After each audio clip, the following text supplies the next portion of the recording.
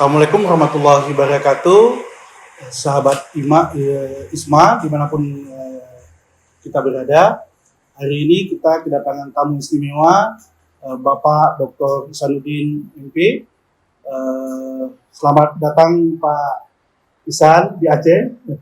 Gimana kabarnya Pak? Alhamdulillah baik. Alhamdulillah ya. Pak Ihsan, mungkin mari kita sapa pemirsa kita, sahabat Isma. Kepada Pak Ihsan, silakan Pak.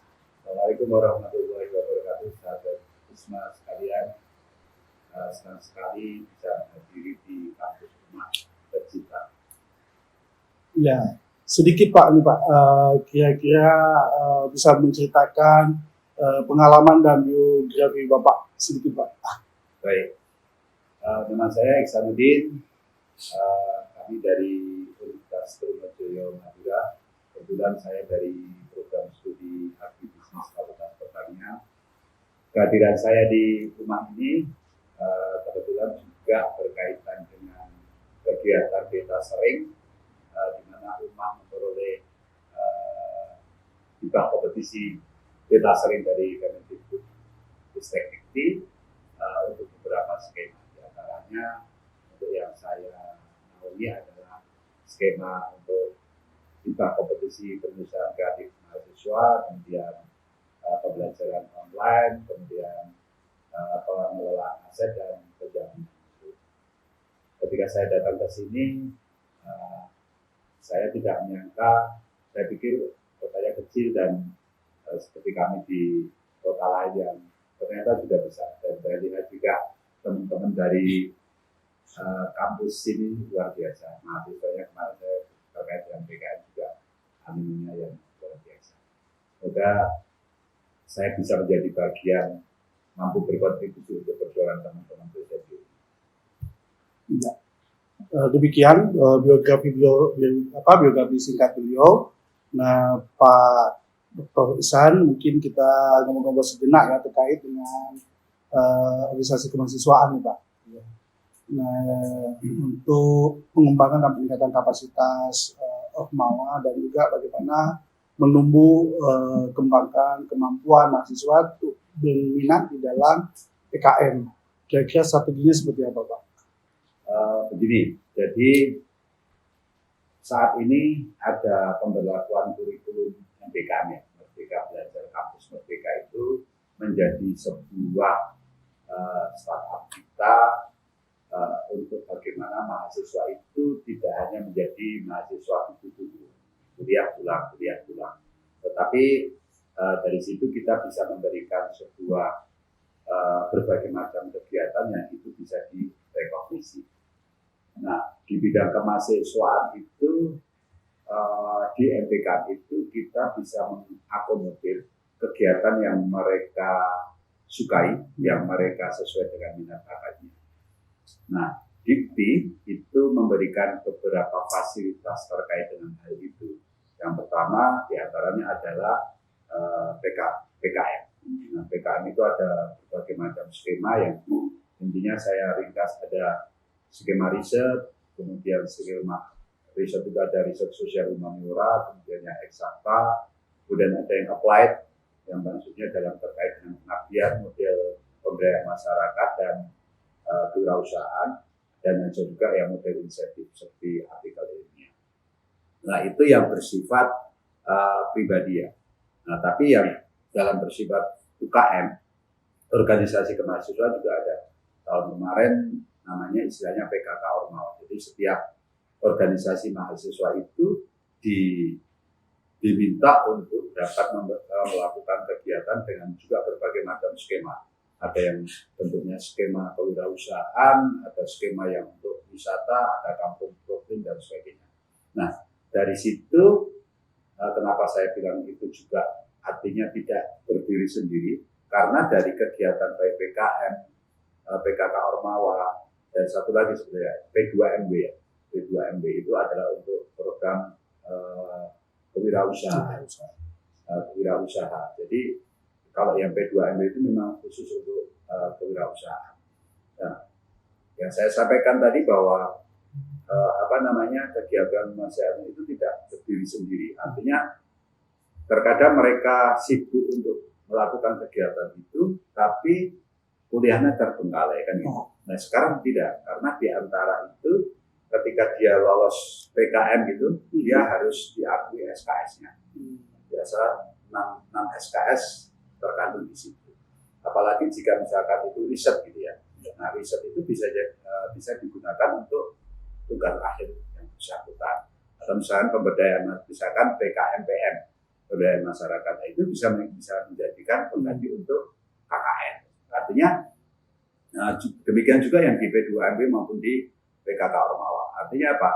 Artinya bahwa si mahasiswa ini ketika meninggalkan kampus untuk kegiatan yang bersifat dari kompetisi-kompetisi ini, nanti dia tidak hanya pada manfaat kegiatan itu saja, tapi dia juga mengarah ke berkontribusi dari kuliahnya dia. Oh, iya. Sehingga dia nggak percuma gitu. Dari saya support. Ini seperti mendukung ikut 8 di poin 2 ya Pak Ya. mahasiswa berkegiatan di luar kampus Pak. Maka sekarang kalau saya berpendapat memang bukan zamannya lagi untuk UKM itu hanya sekedar minat bakat saja. Sekedar minat bakat saja, tapi bagaimana setiap UKM itu, kegiatan mahasiswa, organisasi mahasiswa itu juga mampu mendukung dari ibu. Dan itu mudah banget kok, mudah banget Jan. Contohnya misalkan dari kegiatan mereka PKM wirausahaan misalkan, kemudian dia bikin konten TikTok misalkan, konten video reel Instagram. Nah itu dia bisa dihasilkan.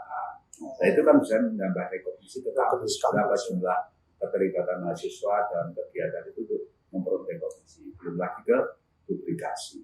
Nah itu akan sangat banyak sekali. Ataupun ketika bukan pendanaan, tapi kegiatan-kegiatan yang ada di situ juga mampu mendukung. Misalkan katakanlah contohnya misalkan ada kegiatan, kebetulan saya banyak berkecimpung dengan teman-teman UKM Mapala, ya ekspedisi gitu kan.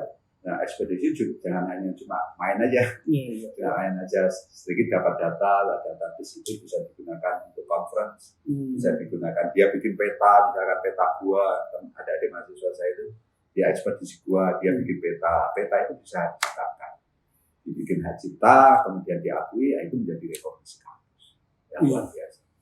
Nah ini Pak, supaya kerja-kerja kemahasiswaan di lapangan ataupun aktivitas mahasiswa di luar kampus itu rekognisi di dunia kampus, di akademik. Nah ini kan diganti dengan dibebasnya SKS ya Pak, Bapak SKS ya. Nah kira-kira kebijakan apa saja yang dimiliki oleh sebuah kampus supaya aktivitas mahasiswa di luar kampus itu diakui.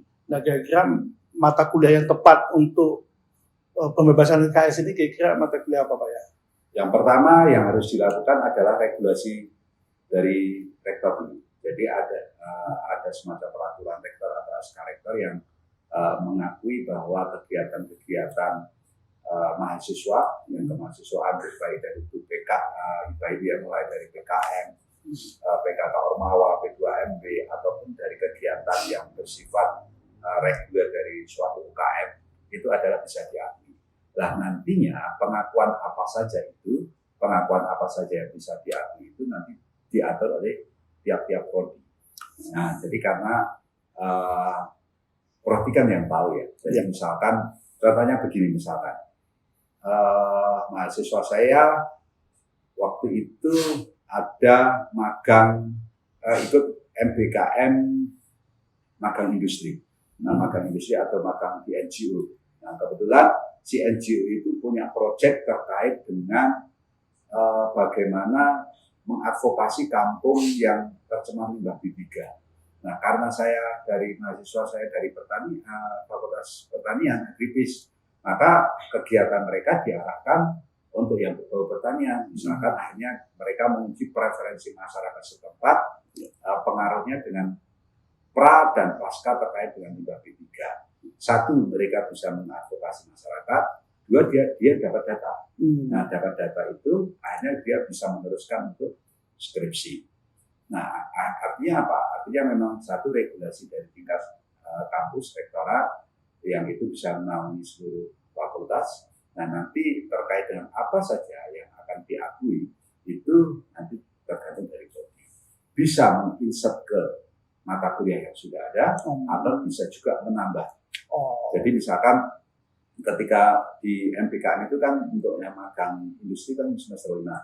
Misalkan mata kuliah saya pemberdayaan masyarakat, mereka sudah tempuh. Nah, kita bisa membuat mata kuliah baru, mata kuliah pilihan, yaitu namanya aplikasi pemberdayaan masyarakat. Misalkan dia sudah KKN, sudah mata kuliah itu sudah, maka dia di aplikasi. Dan itu bisa menjadi sebuah nilai lebih. Kemudian ada lagi juga yang ini, apa namanya, ketika yang bersangkutan itu magang di suatu, kemarin ada yang magang di kawasan Taman Nasional. Nah, mereka kemudian dapat sertifikat, itu bisa menjadi sebuah SKP, ya, surat keterangan pendamping jasa, itu kan diperlukan. Untuk dunia kerja, ternyata anak ini pernah aktif dalam upaya sebuah proyek community development. Ya. Nah, demikian sahabat ISMA, ya, ternyata banyak sekali manfaat dan peluang yang bisa digunakan oleh para mahasiswa ketika mahasiswa aktif dan terlibat kegiatan di luar kampus, ya, sehingga tidak hanya kita punya aktivitas yang bermanfaat untuk masyarakat, tetapi juga kampus mengakui dalam bentuk rekognisi di bidang akademiknya, Pak, ya. Nah, Pak Ihsan mungkin bisa kasih tip nih kepada teman-teman mahasiswa. Kira-kira apa sih upaya-upaya yang bisa dilakukan oleh para mahasiswa supaya proposal PKM dengan tadi baik kewirausahaan, baik karya inovatif, baik di bidang pengembangan pengetahuan dan teknologi. Nah, kira-kira apa sih tip khusus supaya proposal ini bisa diterima di lembaga kementerian, Pak? Jadi gini, kalau PKM itu judulnya dari judul dulu. Ya. Orang itu akan melihat, reviewer itu pasti akan melihat dari judul menarik atau tidaknya. Lah, menariknya itu kalau saya ini apply di BIREN ini adalah kita merujuk pada sesuatu yang unik, yang bersifat lokal. Nah, itu akan menjadi sesuatu yang menarik. Yang kedua, dari judul itu harus mampu menjelaskan ini apaan, kemudian ini apa, kepada siapa, dan nanti setelah itu akan bagaimana. Nah, setidaknya menjelaskan itu. Tidak lanjutnya, Pak, ya? Ya, jadi misalkan begini, misalkan contoh yang mudah adalah wisata gajah guna meningkatkan perekonomian masyarakat benar meriah dalam upaya mengharmonikan ekonomi dan ekologi. Nah, seperti itu. Kemudian yang kedua adalah kita mampu menjelaskan urgensi. Urgensi itu adalah tipsnya adalah paparkan kondisi ideal, kemudian sampaikan kondisi real, dan berikan provokasi manakala kondisi real itu tidak sesuai dengan kondisi ideal. Kemudian yang selanjutnya adalah seketika kita sudah paham urgensi ini, senjata kita untuk mengatasi ini apa? Nah, berarti kita akan ada konsep, kalau misalkan di riset ya berarti konsep, kalau misalkan di pemberdayaan ya berarti sebuah metode project gitu kan. Nah, kemudian setelah itu adalah bagaimana kita mengalirkan itu, menerangkan itu dari baseline, data dasarnya, kemudian implementasinya apa, outputnya apa, outcome-nya apa. Dan semua itu harus kuantitatif terukur. Artinya tidak boleh kita hanya bilang kegiatan ini akan menurunkan tingkat kemiskinan yang sangat tinggi. Tidak boleh. Tapi harus mampu, misalkan 2 dari 3 orang akan memperoleh pendapatan. Misalkan setidaknya seperti itu, atau persentase boleh. Nah, yang pastinya yang terpenting adalah sesuai dengan template. Template artinya misalkan memang disyaratkan di situ mahasiswa adalah semester 5, kemudian harus berkolaborasi dengan mahasiswa, tidak salah satu prodi saja. Karena memang konsepnya sekarang itu adalah kolaborasi. Tidak boleh nanti misalkan prodi psikologi semua. Karena pasti permasalahan di masyarakat itu tidak bisa diselesaikan dalam satu itu. Ya. Pak Ihsan, mungkin Pak Ihsan bisa kasih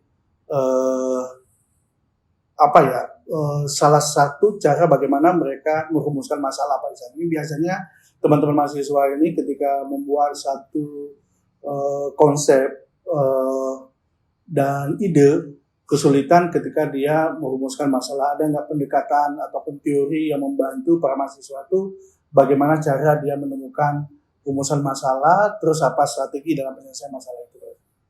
Ya, kalau mungkin karena saya orang sosial adalah pendekatannya adalah responsive to the people. Gitu. Jadi melalui kegiatan adik-adik yang sering keluar, kemudian misalkan anak-anak misalkan senat atau badan-badan organisasi itu kan ada kegiatan pelatihan atau public sosial atau apa, atau kadang-kadang dia ngopi di mana hanya dia menangkap fenomena sosial itu. Nah, fenomena sosial itulah yang dia tangkap. Kemudian bagaimana dia rumuskan dengan cara yang sesuatu yang unik. Nah, makanya untuk menemukan sesuatu yang unik itu kan akan banyak dilakukan oleh mereka yang dulu. Tak mungkin mereka yang kupu-kupu kuliah, pulang, tidur di kosan, atau tidak mungkin. Tapi adalah bagaimana mereka juga mampu bernetworking. Karena apa? Karena kegiatan PKM kayak PM, pemberdayaan masyarakat, kemudian perusahaan, itu perlu mitra. Nah, mitra itu kan berarti harus kenal dulu. Ya. Nah, kalau nggak kenal ya, nggak mungkin kan kita baru kenal langsung menyodorkan proposal, kemudian harus minta tanda tangan, tapi harus ada pendekatan. Oh, ternyata tujuannya adalah ini. Oh, ternyata setelah mereka merasa tertarik, kita akan bisa menyampaikan. Artinya memang kita harus membuka peluang masyarakat bukan hanya untuk sekedar kegiatan saintifiknya, tapi juga mereka harus aware terhadap kondisi sosial masyarakat. Itu yang akan memberikan respon to the people. Nah, teman-teman ISMA, sebenarnya kita ingin lebih banyak ngobrol sama Bapak Dr. Ihsan. Jarang sekali kita dapat kedatangan tamu istimewa, dan hari ini beliau berbagi dengan para mahasiswa, terutama mahasiswa yang ada di Universitas Muhammadiyah Makassar Aceh, untuk menumbuhkan minat bakat dan penalaran intelektual di bidang program kreativitas mahasiswa. Nah, sedikit Pak Ihsan mungkin ada closing statement yang mungkin bisa membantu dan menginspirasi banyak mahasiswa, supaya mahasiswa tidak hanya seperti bahasa Pak Ihsan tadi, dari rumah ke kampus, kampus ke rumah seperti kupu-kupu. Ya, mungkin ada Pak Ihsan closing statement, kira-kira apa sih yang menggerakkan mahasiswa dan menginspirasi mahasiswa supaya dia aktif di kampus tapi juga aktif di masyarakat, sehingga ilmunya bermanfaat untuk semua masyarakat. Berikan orang yang baik itu bukan orang yang ibadahnya tinggi, tapi bagaimana dia mampu memberikan kemaslahatan kepada alam, sesama dan semesta. Iya, terima kasih Pak Ihsan. Beri aplaus untuk Pak Ihsan. Ya, teman-teman ISMA, demikian ngobrol santai kita bersama Pak Dr. Ihsanuddin MP. Beliau detaser yang istimewa untuk umat, ya. Selain memberikan diskusi rutin sebanyak 20 kali pertemuan lewat daring dan juga pertemuan secara langsung luring. Nah, alhamdulillah teman-teman mahasiswa di Universitas Muhammadiyah Makassar Aceh sudah melahirkan ada sekitar 8 proposal, dan nanti kita minta bantu juga Pak Dr. Ihsan untuk sedikit memberi catatan-catatan penting kepada mahasiswa-mahasiswa yang sudah tertarik, yang sudah merumuskan kemampuan intelektualnya di dalam pembuatan proposal dana hibah ini. Demikian dari kami. Salam inspirasi untuk mahasiswa UMA, tetap bersemangat, jadilah intelektual sejati dan organik. Assalamualaikum warahmatullahi wabarakatuh.